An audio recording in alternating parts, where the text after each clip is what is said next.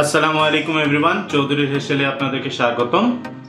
আজকে আমরা প্ল্যান করতেছিলাম বানাবো চকলেট ব্রাউনি। তো আপনাদের সাথে ইনগ্রেডিয়েন্টসগুলোর পরিচয় করিয়ে দিই। তুমি বলো। আসসালামু আলাইকুম, সবাই কেমন আছেন? তো ব্রাউনি করতে যা যা লাগবে আমরা আগে একটু দেখে নেই। প্রথমেই লাগবে কোকো পাউডার। তা আমার বাসায় ক্যাডবেরিটা ছিল, তাই আমি এটা ইউজ করব।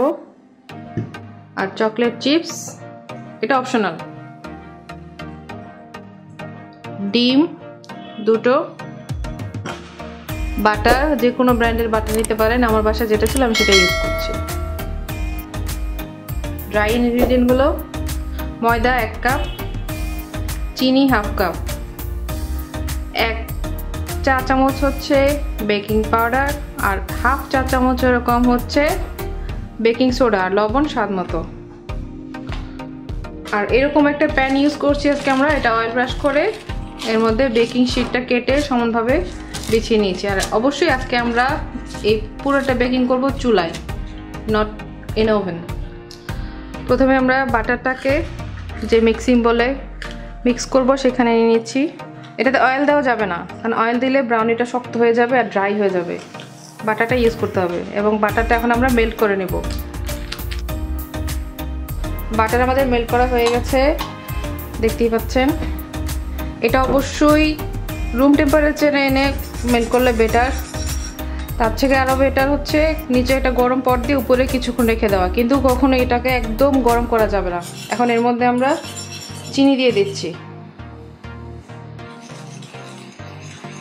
চিনি দিয়ে এটাকে নাড়তে হবে যতক্ষণ পর্যন্ত চিনিটা গলে যায়। তো আমরা চিনিটা গলা পর্যন্ত অপেক্ষা করি। চিনিটা অলমোস্ট আমাদের গলে যাচ্ছে। আমরা এরকম হ্যান্ড উইস্ক ইউজ করছি, এখানে বিটার ইউজ করছি না, ইলেকট্রিক বিটার। এখন ডিমগুলো দিয়ে দিব।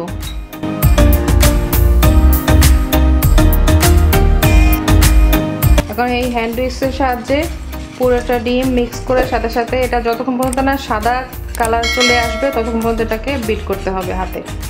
উইস্ক করার পরে আমাদের এরকম সাদা কালার চলে আসছে। এখন আমরা বাকি শুকনো উপকরণগুলো মিক্স করে নিচ্ছি। সবার আগে দিয়ে দিচ্ছি বেকিং সোডা, বেকিং পাউডার। আস্তে আস্তে করে মিক্স করতে করতে আমরা এখন ময়দা অ্যাড করতে থাকবো। পুরোটা একবারে অ্যাড করা যাবে না, আস্তে আস্তে অ্যাড করতে হবে, নাহলে দলা পেকে যাবে। এখানে কোনো লিকুইড মিল্ক বা মিল্ক পাউডার ইউজ করছি না। এখন আমরা আস্তে আস্তে কোকো পাউডারটা অ্যাড করব, সেটা প্রয়োজন অনুযায়ী। আমি এখানে 1 কাপ নিয়েছি, আমার যদি লাগে আমি 1 কাপের বেশি ইউজ করব, যদি কম লাগে কম ইউজ করব।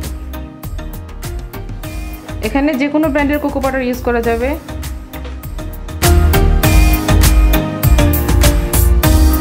আমাদের ব্যাটার রেডি। এখন আমরা সল্ট অ্যাড করে দিচ্ছি সামান্য পরিমাণে। আমাদের কোকো পাউডার সম্পূর্ণটা লাগেনি, তাই আমরা সম্পূর্ণটা ইউজ করছি না। ব্যাটারের কনসিস্টেন্সিটা এরকম হবে, খুব বেশি পাতলা না, খুব বেশি ঘনও না।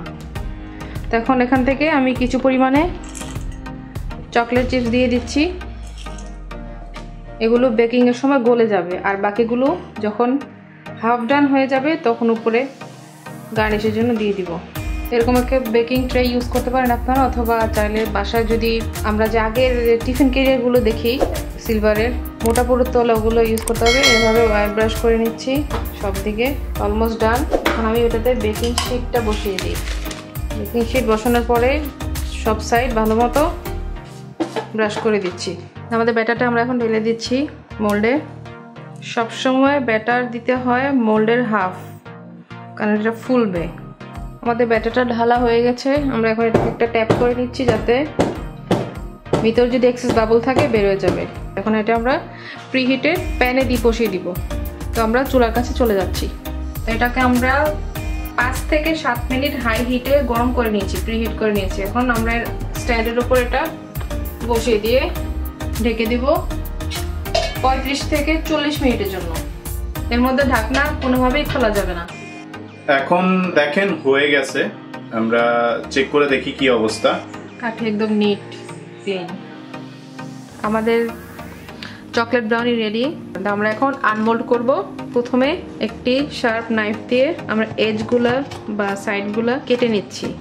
কাটা শেষ সাইডগুলো। এখন আমরা এটা প্লেটে তুলে নিতে পারি অথবা এখান থেকেও কাটিং করতে পারি।